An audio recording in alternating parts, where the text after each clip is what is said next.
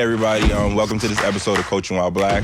I'm one of your hosts, Anthony Andino. I'm joined by my two co-hosts, Armand Richards. Hello. Chris Reed. Today we're happy to have with us Coach LA, coming to us, the founder of the Pass It Forward Foundation. Coach LA, happy to have you here. Tell us a little bit about just your background. Like before Pass It Forward started, like what were you doing? What was going on in your life? Like what sports did you play? Let us know just more about you. Absolutely. So for starters, my name is Latiera Avery. It's actually, my first name is Spanish, street in Los Angeles, La Tijera. I started hooping at 6 years old. Okay. At Darby Park, born and raised in Inglewood. There you go. And that took me until I was 18. And 2 years before I graduated high school, my dad said if I ever wanted to play college basketball, I needed to stay in shape. So he put me on the track and field team at Culver City High School.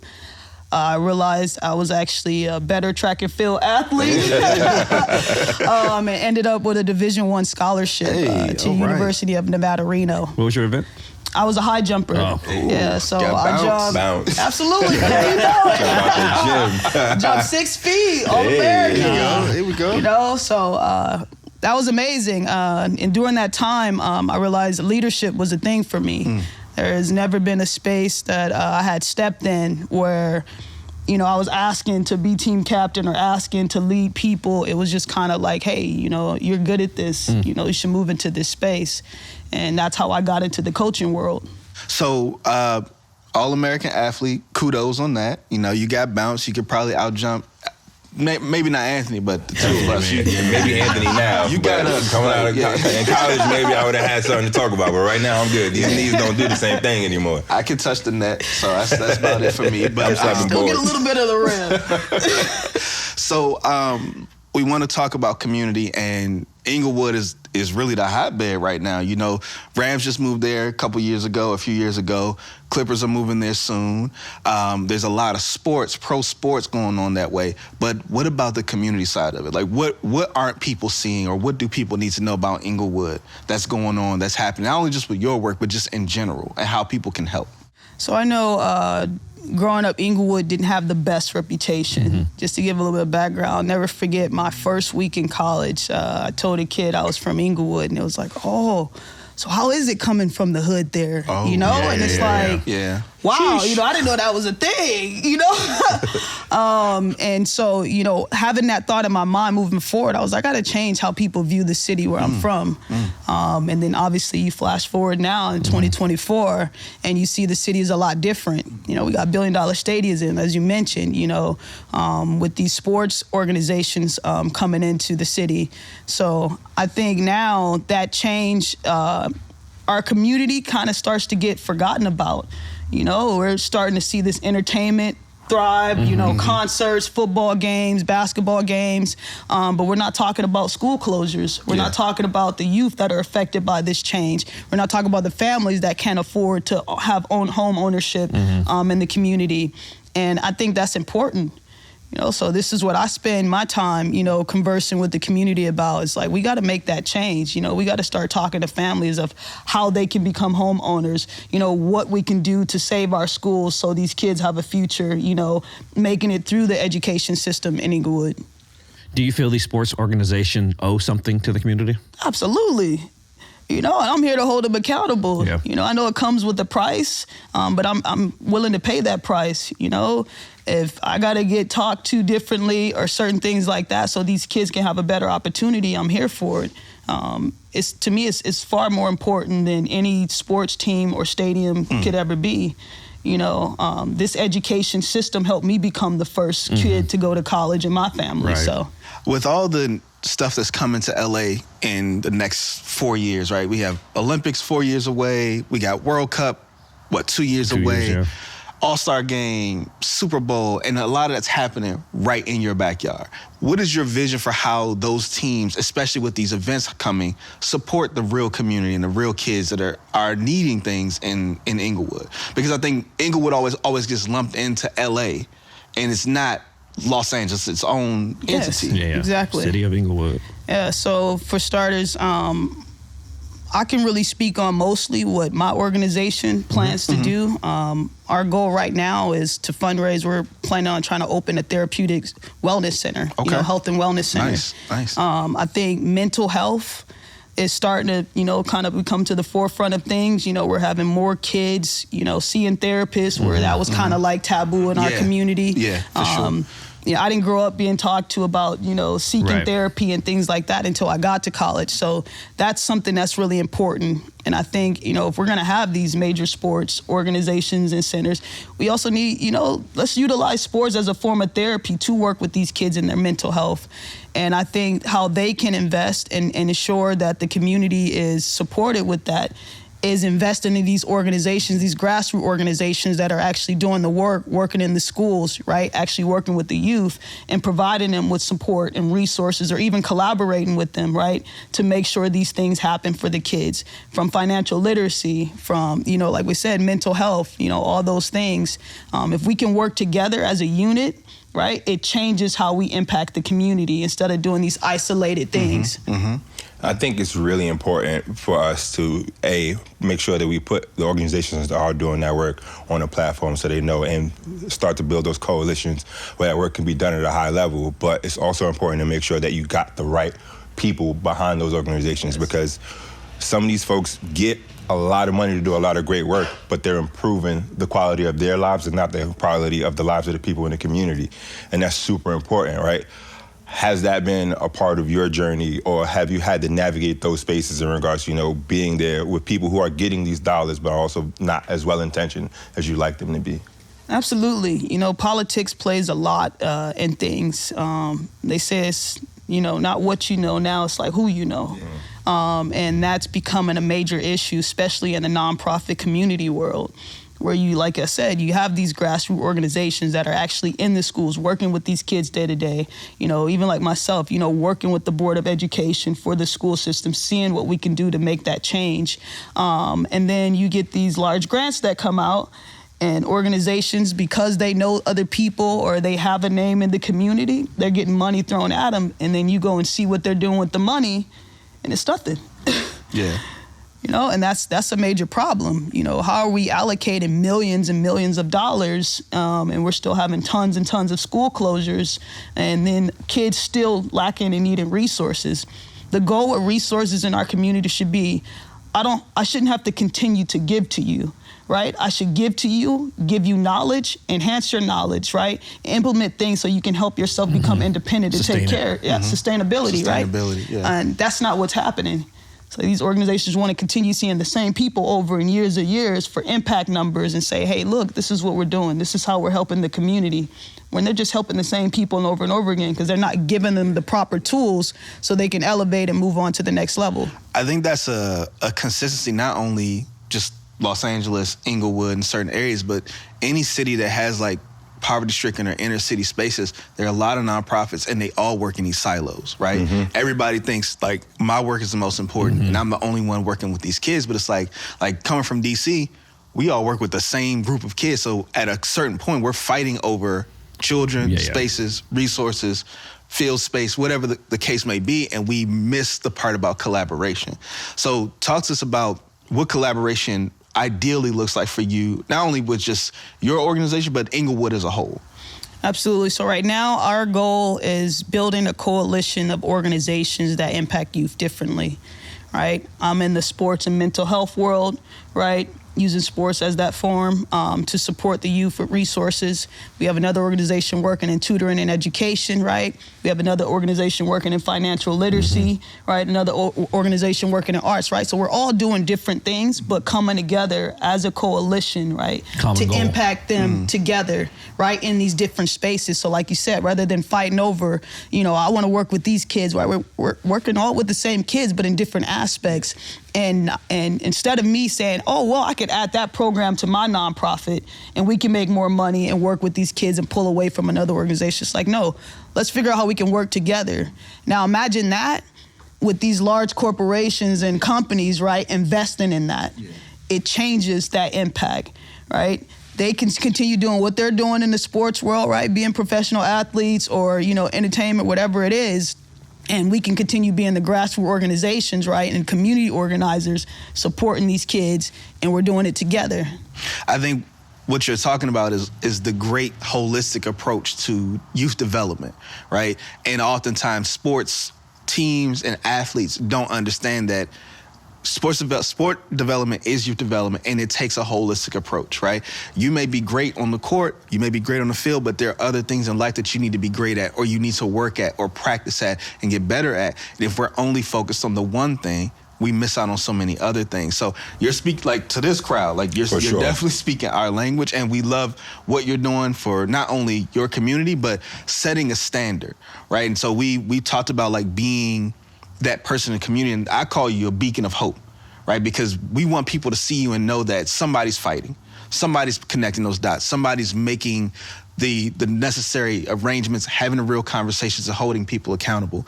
So if you had advice to somebody who's in another city, who sees the issues or wants to be a part of the change, talk us through like where this comes from for you, where this passion comes from for you, and what you do to enact change, because I think it's important for people to hear what you've done, hear what you're doing, and how you do, because you could change the tide. It may not be in Inglewood, but it could be in Detroit. You know, it could be in Mississippi. It could be anywhere else where people feel like they don't have the support or they don't have the know-how to do these things.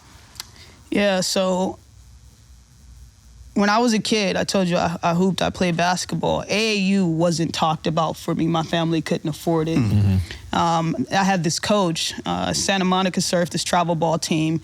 He's like, oh, you know, your daughter can come play for it. We'll take care of it, right? So this man, I had no idea, never met him, never knew who he was, right? Decided to pass it forward to me, right? And you flash forward in my adulthood, and I'll become a coach. And again, just through nature of what I was surrounded by and what people were doing for me, I started to do for others unwillingly. This is how I became a USA Paralympic coach. You know, a young man I overhear kids talking about not wanting to lose to a kid with one leg and a prosthetic. And I'm like, you know, I'm gonna help this kid, right? And this kid went on to become a United States professional athlete at the age of 14. So again, it's like, keep going, because you never know what your positive impact could do for the next person. And to me, it wasn't about me. It wasn't about me becoming this coach. You know, even that space, you know, I got brought into that space because somebody liked how I helped others. And I think it's important when I talk about these kind of things with people to remember, like, life's not a movie. And so, like, if you're sitting there waiting for that impact to, like, hit you in the face, you're going to be waiting a long time. Absolutely. Like, a lot of what impacted me, I had no idea had even hit me until 10 years later, and I see the scars and the marks, like, oh, dang, that's how I got this? That's cool. I like the way that looks. So, like, to your point, make the impact, but you don't need to wait around to see how that impact shakes out, because you never see that, really. There's no eureka moments that somebody's like, oh, thank you, Anthony, for changing my life. I'm gonna move over right here, right now, and do things differently. Like, things take time to process, and, like, I think patience and perseverance are two key things to have when you're looking to take on changes in the community. But also, like, you shouldn't be results driven of like those intrinsic results of like, I helped this kid and I helped that kid. You should be results driven of, I've done this, or we've been able to change the tide, or we've been able to bring more resources. That should be your thought process, and not like, what do I get out of it? Exactly. Or like my ego is fed when coaches because I did this. To do stuff like that, they start to center themselves in a young person's experience. And that's not what it's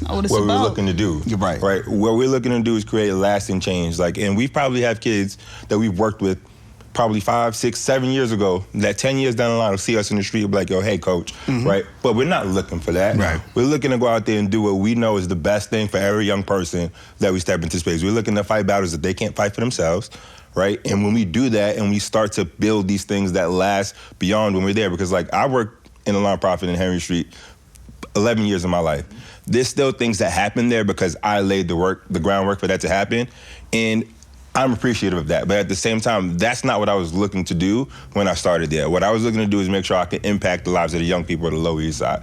And I make sure I did that at a high level with nothing, no expectations. Because this job is not glamorous, right? We do not get paid a lot of money to do this work, right? And to do the work that we think we do it well, we're doing a lot more than other coaches do. We're there early. We're up there at 3 late, a.m. Right? We're up at 3 a.m.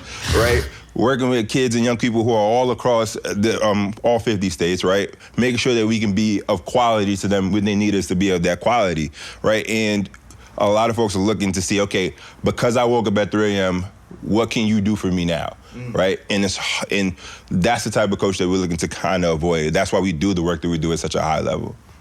Are there any professional athletes who are doing community engagement right? I mean, I can always talk about my favorite professional athlete, Ian Desmond, and all that he did for the Washington Nationals when I was there, and now he has his own nonprofit in Florida where he's impacting young men on a consistent basis. I know we talked earlier, Russell Westbrook does a lot of great work.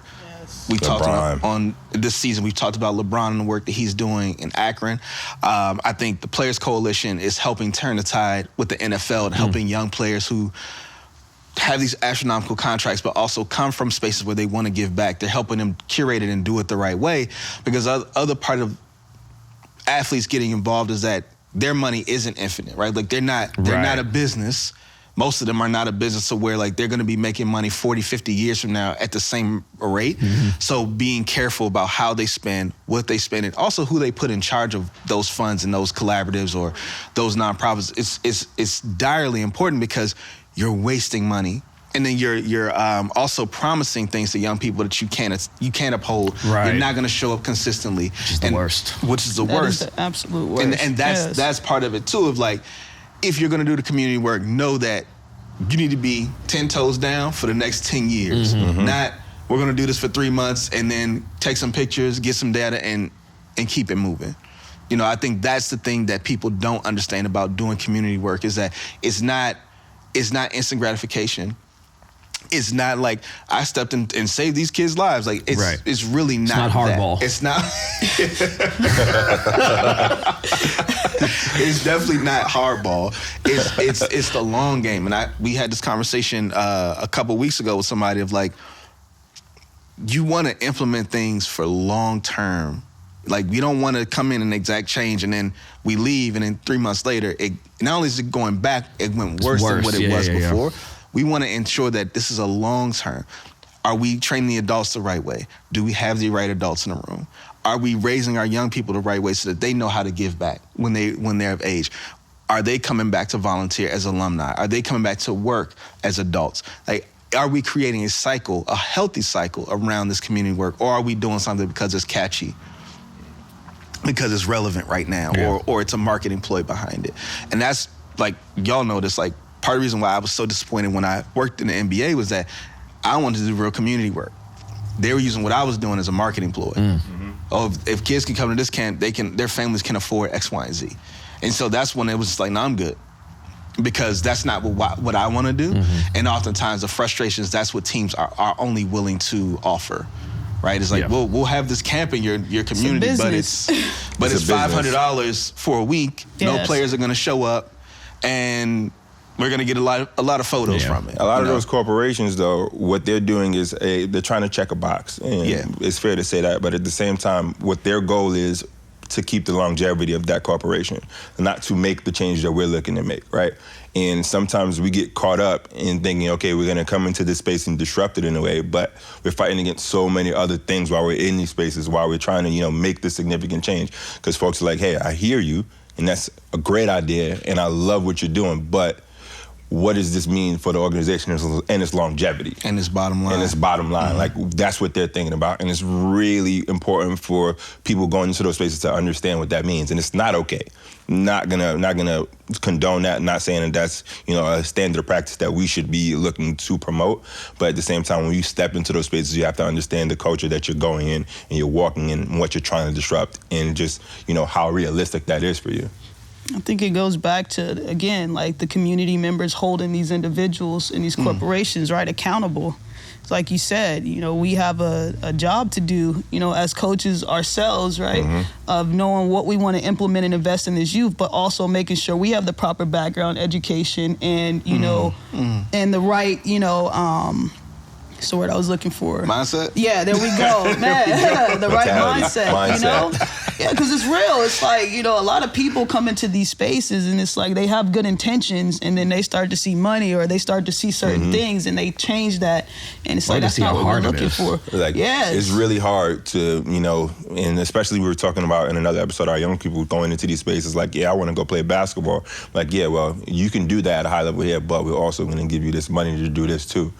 Right, and what I preach to coaches that I've worked with in the past is like, yes, you want to go in, and yes, when you know certain spaces come to you with a certain amount of dollars, you have to have this internal conversation like, am I willing to sacrifice my values for this money, right? And the coaches that we put out in these spaces and the coaches that we are looking to develop understand that yes, this may be a lot of money to enhance my quality of life, and I don't want anybody to think that I'm not advocating for that either, but can I go home at night and think, okay, I did right by the people I was supposed to do right by taking on that opportunity? And a lot of folks go into spaces and they really sacrifice the quality and integrity of what they meant to do for $1, and that's unfortunate. I had a talk with a friend the other day, and we were discussing how, you know, are you consciously able to sleep at night knowing that you're either working for people that aren't doing proper things, right? Especially for youth involvement, and can you make peace with that? If you can, then that's so be it. But you know, those are the people that I can't work with 100%. Because I feel like if I had to work with these kids in 7th grade and I did a positive thing enough where they can come back and work within my organization, you know, now they're in college, right? That's making positive impact. That's not what I was asking for, but it's showcase, right? I did something proper, right? Those are coaches that we want to be involved with, you know, for youth to want to come and grow and be like that. So we've been greatly blessed this season to have a lot of powerful women as guests. Amen. All of them are phenomenal athletes, you included. So one thing I want to ask you before we get out of here, as a coach, you wear many hats, but as a coach, who was a coach that impacted you? Who was somebody that had a lasting impact on your playing career, but also like helped you with where you are now, if that person exists? Absolutely. So there are two. Awesome. I mentioned this gentleman earlier. His name is Dante Sarmiento. That was the AAU coach that gave me that opportunity to play. And to come full circle, I was maybe about 12. I'm now his assistant coach. Awesome. You know, years later, at a school for girls varsity basketball. And then the other is, her name is Chantel Twiggs. This was my university track and field coach. Again, taking a chance on me, giving me an opportunity to come, you know, do Division I track and field. And again, first to go to my college, so having that second mom, right, in my life, keeping me accountable, making sure I'm putting education first was important to me. I love that. I love that you have multiple, right? Because sometimes kids don't have any. So the fact that you've had two people have that impact and positive impact. And now, you know, with Coach Dante, you come full circle, right? Yeah, he's like, I've been watching you for some years. I see you got into AAU basketball, I had to come hire you. I'm like, I haven't seen this man since I was a kid. I love that. Community needs and trying to solve all the issues, that's hard work. What keeps you going? What keeps me going is why I named my organization, right? To pass it forward, because I realize I could do something small for someone and then that person turns and do something small for another. So long after I'm gone, people still gonna be passing it forward. So that's the beauty in it, you know, even if it's something minuscule. What I love to ask is like, if you could speak to yourself 10 years ago and give yourself one piece of advice that you think you needed then, what would it be?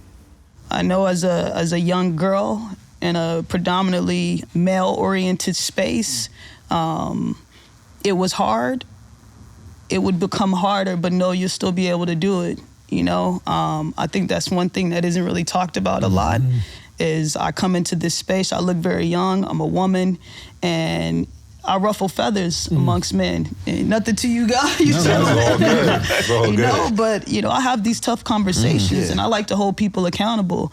And you know, I think it's important for other young women to know that when you come in spaces where they're predominantly males, you know, still be the woman you are and understand nobody can change that. So that's what I would tell my younger self. Nothing wrong with a little discord, for sure. Absolutely. Nothing wrong with Love that. Yeah, disruptive. Be a disruptor. There's nothing wrong with that. So as we wrap on the episode, is there any, calls to action that you want to put out there, or, tell us like how people can follow you or, support Pass It Forward? Absolutely. So you can follow us on Instagram, Facebook, or LinkedIn at Pass It Forward Foundation. My social media name is Black LA. It's with a 3. All right. 3. That was my number. 3 like L.A. And my call to action is, we need to open a health and wellness center. It's important for youth mental health right now, especially in the times post-pandemic. And I believe that this will change the direction the city of Inglewood is going. Because we can keep talking about it, but it's time to be about it. Thank you, Coach. We appreciate you sharing your expertise today. Thank you all for having me. This was beautiful. This was awesome. Thanks for coming Absolutely. out.